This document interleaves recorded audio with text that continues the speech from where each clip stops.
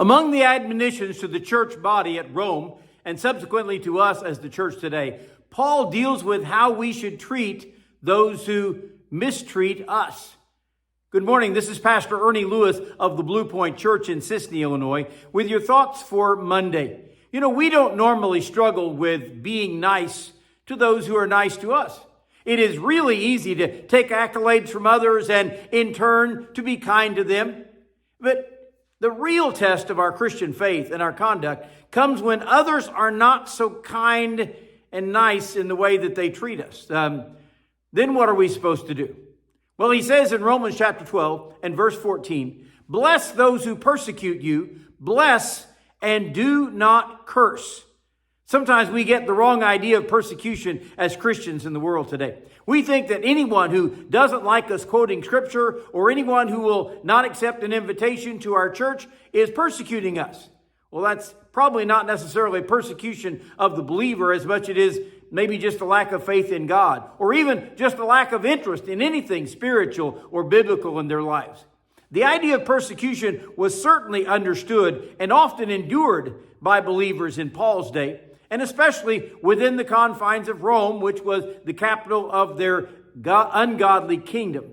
Perhaps for many it was the loss of a job, or the rejection within society, perhaps even the lack of ability to buy and sell within the marketplace.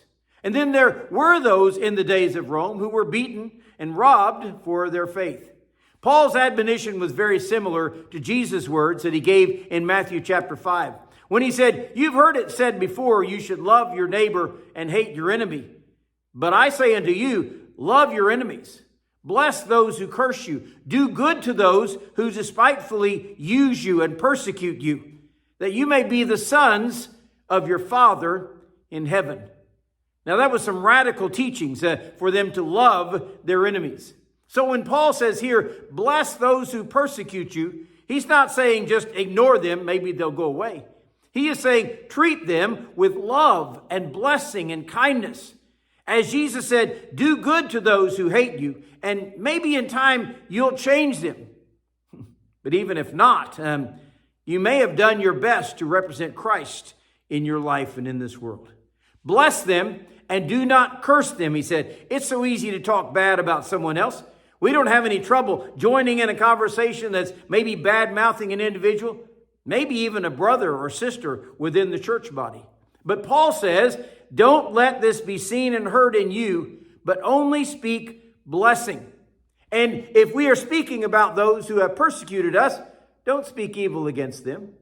No matter how we are treated by others, always bless those around us as Christ would do as an example.